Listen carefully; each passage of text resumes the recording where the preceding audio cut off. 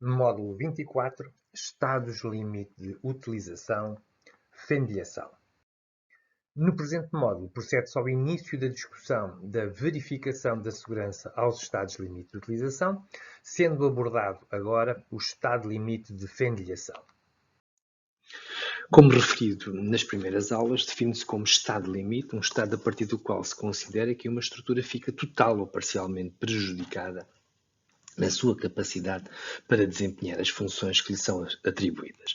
No dimensionamento de estruturas de betão armado, é necessário proceder à verificação da segurança para duas situações limite. Na ruptura, e é aquela situação que põe em risco a segurança de pessoas e bens, mas também é necessário fazer a verificação em serviço, ou seja, no dia-a-dia, garantindo que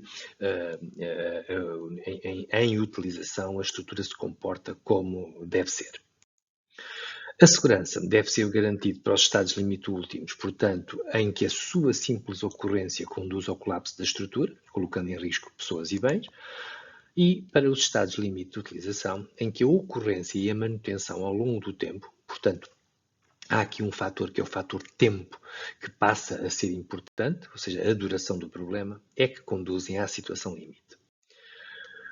O principal objetivo dos estados limite de utilização é garantir o bom comportamento das estruturas em situações correntes de serviço, controle do nível da fendilhação, limite da deformação, controle da vibração. Portanto, tudo características em que, em situação de utilização, importa que não sejam exageradas, podendo, portanto, conduzir a outro tipo de problemas e, por vezes, os estados limite de utilização poderão por exemplo, se for fendilhação exagerada, pode conduzir a pôr a armadura à mostra e, consequentemente, a ser deteriorada e poderá, ao longo do tempo, vir a constituir um estado limite último por inexistência de armadura resistente suficiente.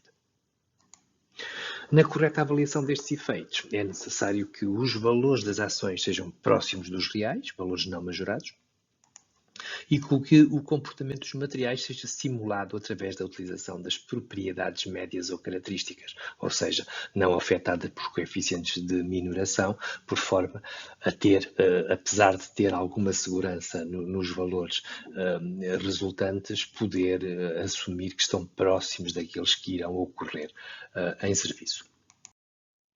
Quanto às ações para a verificação do estado de limite de utilização, os regulamentos especificam combinações de ações com diferentes probabilidades de ocorrência. Combinação rara, em que o valor raro é basicamente o valor característico da ação permanente mais o valor característico da ação variável de base mais o coeficiente psi1, valor frequente de combinação para as outras combinações de ações não fundamentais.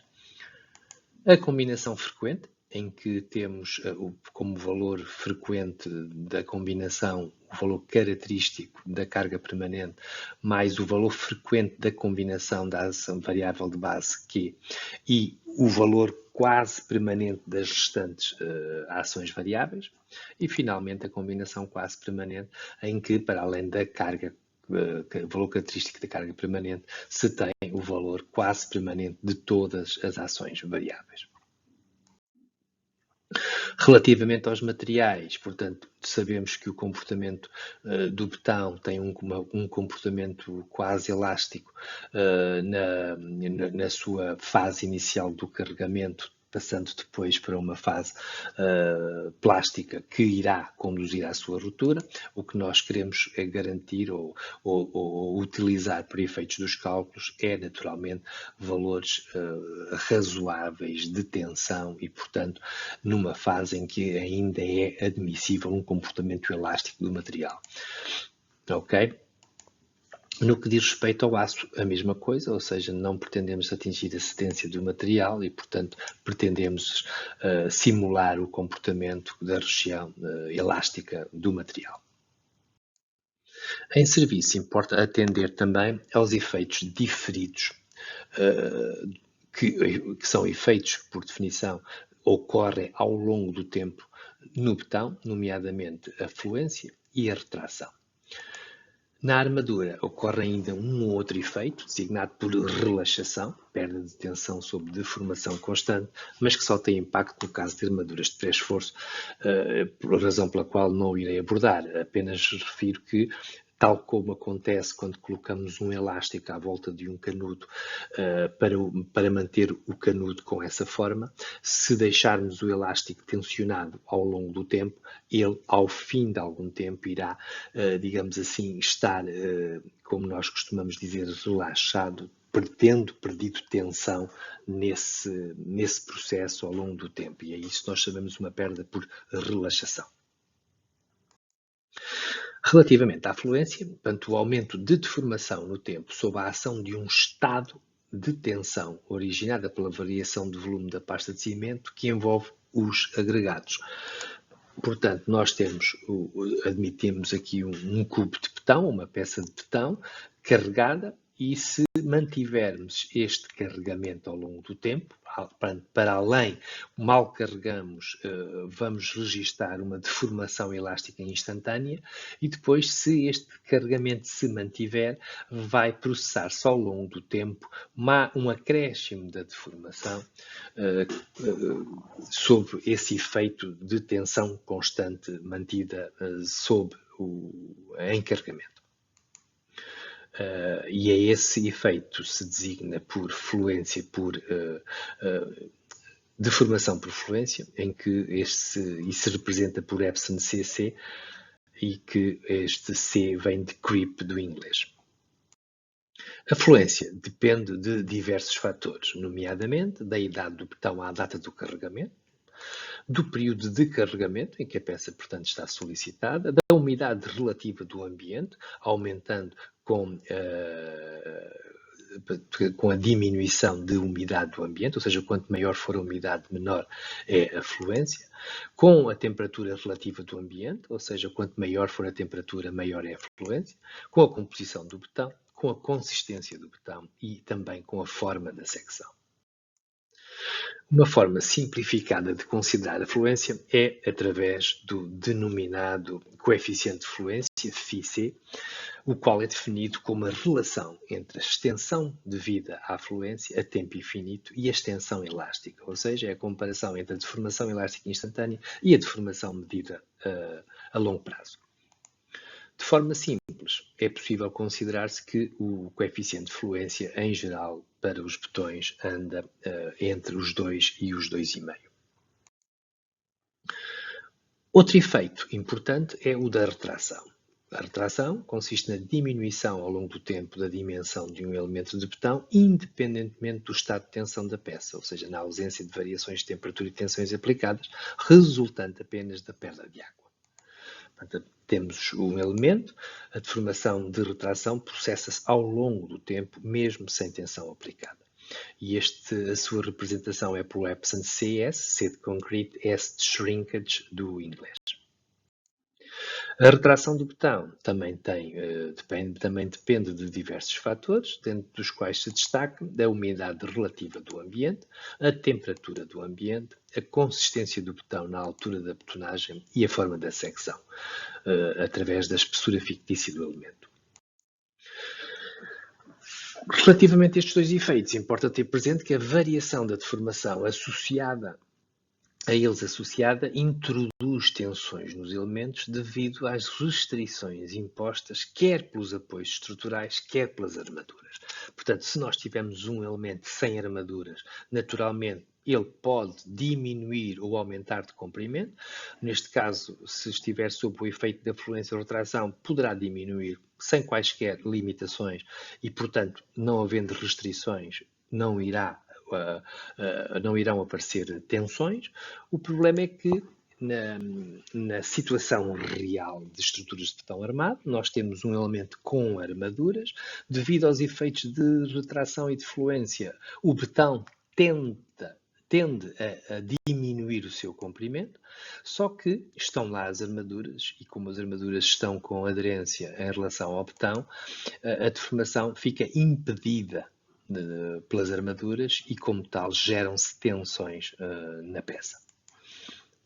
E essas tensões naturalmente são autoequilibradas, porque irão aparecer tensões de tração no betão e tensões de compressão nas armaduras.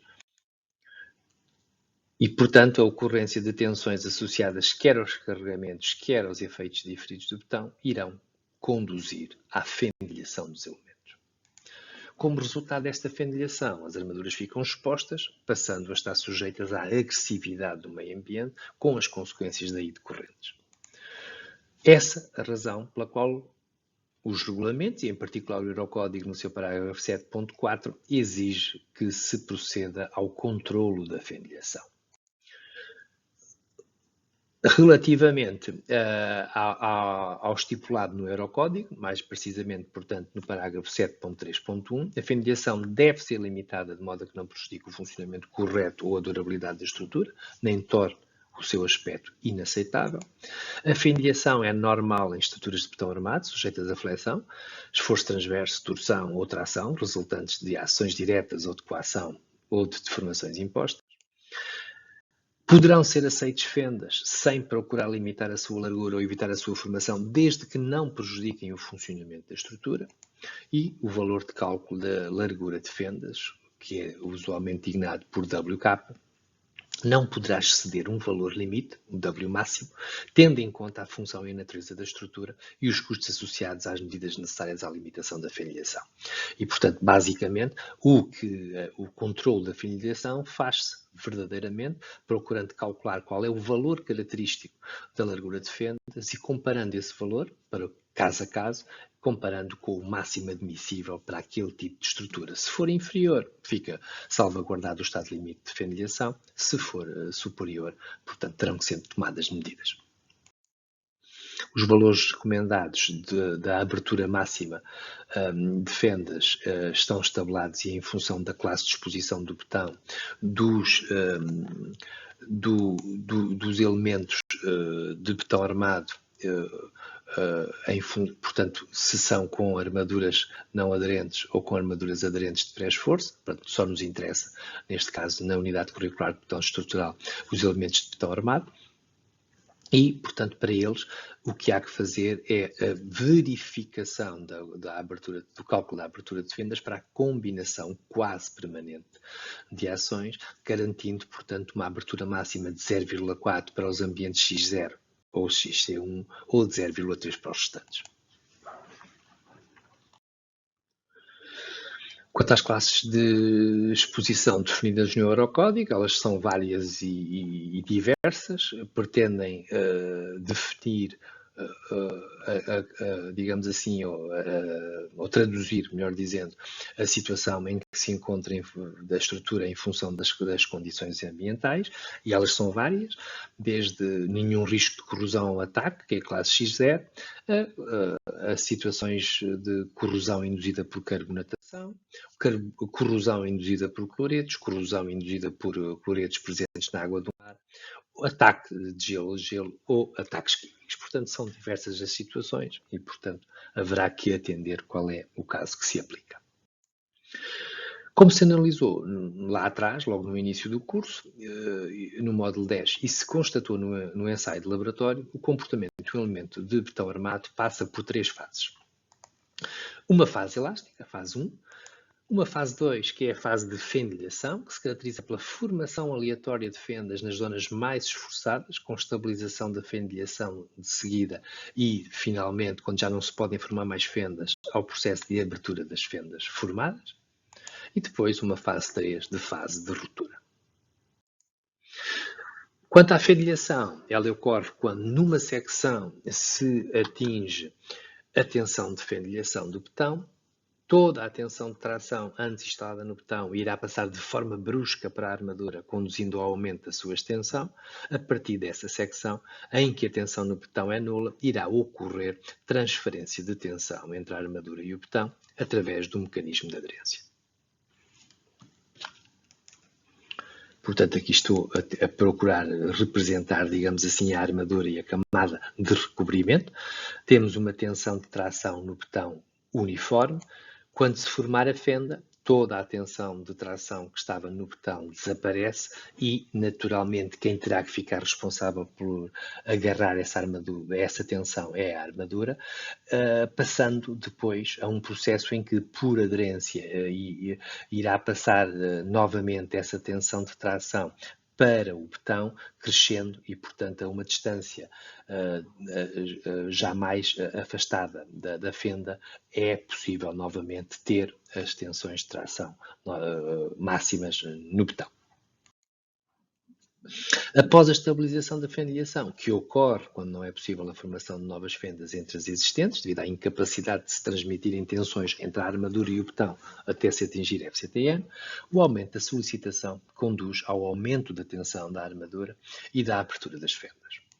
E, portanto, cá está. Portanto, nós temos uma fenda, depois forma-se outra, e o que se verifica é que, portanto, nas zonas das fendas não temos tensão de tração no betão, porque ele está fendilhado. Temos tensão máxima de tração é na armadura e depois, por aderência, irá passar essa tensão de tração para o betão, sendo maior. Quanto maior for a distância à fibra fendilhada, à secção fendilhada, e naturalmente que quando já não se consegue transmitir uma tensão ao betão próxima do FCTM, está garantido que já não é possível formarem-se novas fendas, passando a uma fase em que só toda a deformação se concentra nas fendas que estão abertas e, portanto, passando elas a abrir mais em função ao longo do tempo. Portanto, a abertura de fendas após a estabilização da fenilhação, a abertura de fendas será uma função da distância entre as fendas, o SR máximo, e da extensão média entre a armadura e o betão. Para o efeito, o Eurocódigo propõe que para o cálculo se adote a expressão expressa no parágrafo 734, que é dada porque a abertura de característica de fendas será a distância entre fendas, a distância máxima entre fendas, vezes a diferença entre a extensão média na armadura e a extensão média no betão. A distância máxima entre fendas e diferença entre as extensões nos materiais. Na expressão anterior, SR máximo representa a distância máxima entre fendas. O epsilon SM é a extensão média da armadura para a combinação de ações considerada, incluindo o efeito das deformações impostas e considerando a contribuição do betão tracionado. Epsilon CM será a extensão média no betão entre fendas. Distância máxima entre fendas. Portanto, a distância máxima entre fendas pode ser calculada a partir da expressão preconizada pelo Eurocódigo, de SR máximo igual a K3 vezes C mais K1 vezes K2 vezes K4 vezes o diâmetro dividido pela percentagem de armadura efetiva, em que o C é o recobrimento da secção. O diâmetro é o diâmetro dos varões e caso existam varões de diâmetros diferentes numa secção, deverá utilizar-se um diâmetro equivalente, obtido, portanto, pela semissoma dos diâmetros ao quadrado e dividido pela semissoma dos diâmetros. E o K3 é um coeficiente considerado igual a 3,4. O K4 é outro coeficiente considerado igual a 0,425.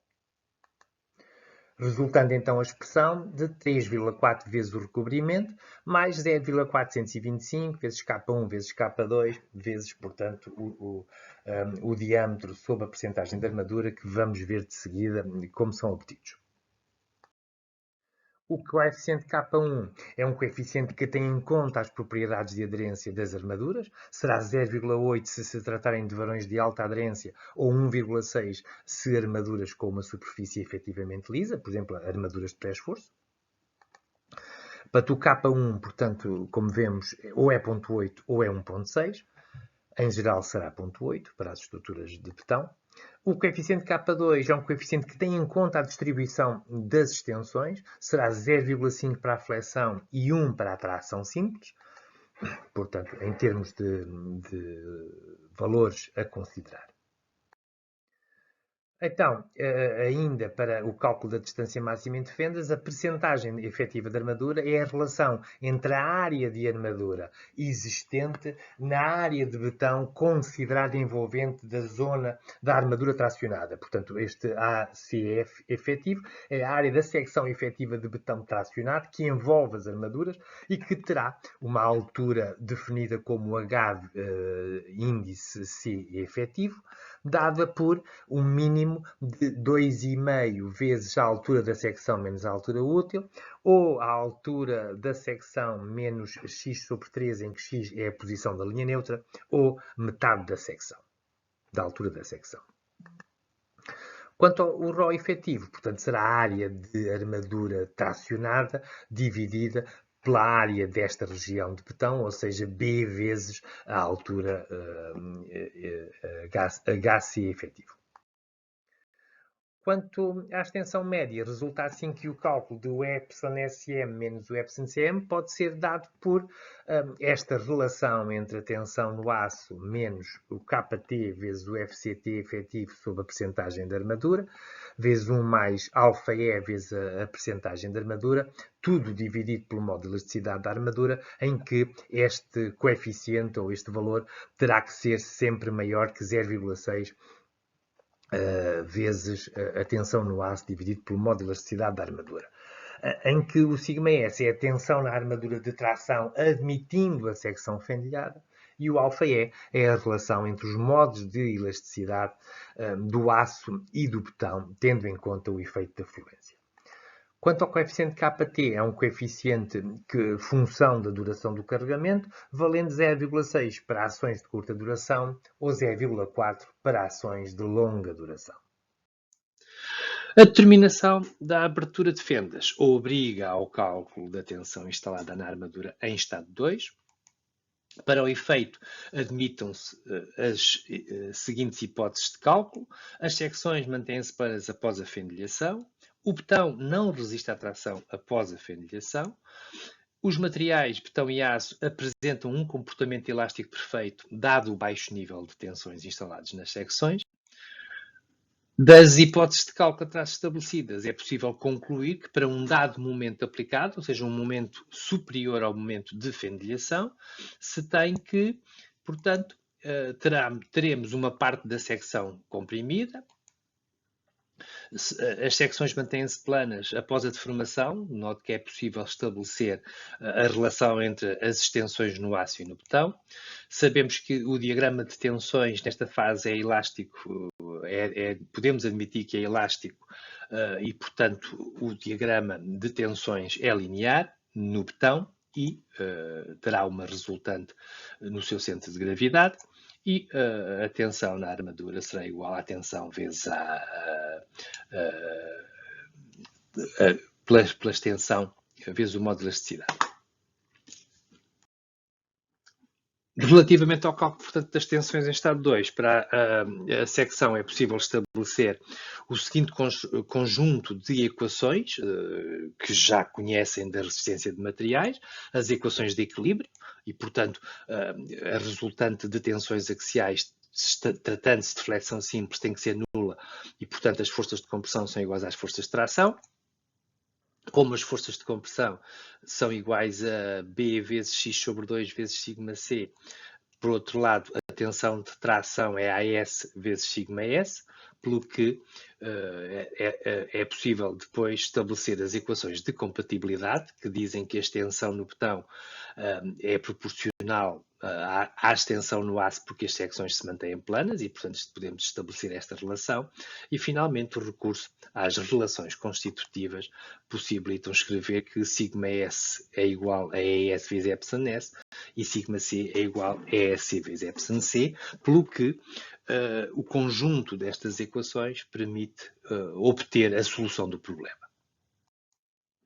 Portanto, das relações constitutivas e da equação de compatibilidade resulta então que σs é igual a ES vezes a relação das posições do D menos X sobre X vezes o σc é C, e que a sua introdução na equação de equilíbrio conduz a que B vezes X sobre 2 vezes σc igual à área da armadura vezes a tensão no aço, ou seja, substituindo pela expressão anterior, resulta esta expressão, pelo que corta e elimina o σc, resultando que o ES sobre EC é usualmente designado por alfa, a relação entre os modos de elasticidade dos dois materiais, pelo que resulta esta equação, que não é mais do que o equilíbrio, a equação de equilíbrio de momentos estáticos, ou seja, que nos define a posição do centro de gravidade de uma secção composta apenas por botão comprimido no que diz respeito às compressões e pelo aço tracionado no que diz respeito às trações. Este cálculo pode ser efetuado com recurso a tabelas que existem no conjunto de folhas da unidade curricular. São tabelas estabelecidas para flexão composta com compressão para secções retangulares, ou T. Neste caso aqui apresentado é para secções retangulares. Os parâmetros pelos quais dependem as tabelas depende da existência ou não de armadura de compressão, dado pela beta, pela relação da quantidade de armadura de compressão sobre a armadura de tração. Neste caso, seria uma tabela para beta igual a 0, ou seja, inexistência de armadura de compressão. É claro que se estivermos em flexão simples, a excentricidade do carregamento é infinita, porque o N é 0 e, portanto, o ES será infinito. E a tensão na armadura será dada por alfa, em que o alfa é a relação dos modos de elasticidade dos materiais, vezes um CS que será retirado da tabela, vezes o momento atuante sobre BD quadrado, e a tensão no botão será obtida de forma semelhante. E pronto, cá está. Temos a tabela para diferentes relações do ES sobre DE, em que a coluna mais à direita temos a excentricidade infinita, e esta tabela permite, portanto, determinar qual o coeficiente CIS que deve ser substituído na equação por forma a obter a tensão na armadura. E, portanto, em função do alfa ρ da situação, ou seja, em que o alfa, insisto, é a relação entre os modos de elasticidade do botão e do aço, e o ρ é a percentagem de armadura da secção, então, sabendo esse parâmetro, bastará, indo à coluna da excentricidade correspondente, e no caso, portanto, da flexão simples será a coluna da excentricidade igual a infinito, por interpolação se poderá obter o valor de CS e, consequentemente, conhecer a tensão na armadura. A mesma forma se aplica ao botão, portanto, o coeficiente CC depende também do alfa ρ e, em caso da flexão simples, a excentricidade ES sobre D será infinito, pelo que se poderá também, por interpolação, obter o coeficiente CC e, consequentemente, conhecer a tensão no botão. Termino referindo que o Eurocódigo 2 permite que se avalie a segurança ao estado limite de fendiação de forma indireta, através da limitação do diâmetro ou do espaçamento da armadura. No caso de lajes de betão armado ou pré-esforçado de edifícios, solicitadas à flexão sem tração axial significativa, não são necessárias medidas específicas para controlar a fendiação quando a espessura total da laje não é superior a 20 cm. E se tenha respeitado o disposto no parágrafo 9.3, ou seja, nas regras de pormenorização da.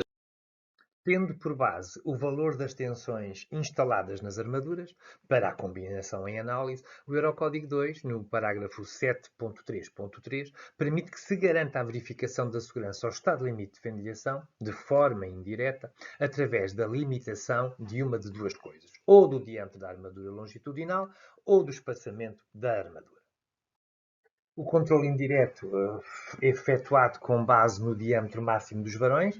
Como é que se procede? Em primeiro lugar, há que calcular qual é a tensão nos varões da secção. Vamos admitir que, feito esse cálculo, se obtém um valor de 200 megapascais. E então, se for especificado que o é em geral para estruturas de betão armado, que a máxima abertura de fendas admissível pelo Eurocódigo é os 0,3 mm, então se conclui que no máximo, desde que o varão máximo que se adote para a secção é um varão de 25 mm, fica automaticamente garantido o controle indireto da fendilhação, concluindo desde já aqui que esta é uma verificação relativamente permissiva, desde que o nível de tensões seja relativamente baixo. O controle indireto efetuado com base no espaçamento máximo dos varões é obtido por esta outra tabela, também dada no capítulo 7 do Eurocódigo, e que, em função da abertura de fendas e, novamente, em função da tensão que ocorre ou que está instalada na armadura para os estados limite em causa, então se admitirmos que também são os mesmos 200 megapascais, o que o Eurocódigo especifica é uma distância máxima entre varões longitudinais, portanto, de 250 milímetros, ou seja, 25 centímetros. Ou seja, se tivermos uma secção como esta, em que estou a admitir que foram colocados 5 varões de 20 na secção,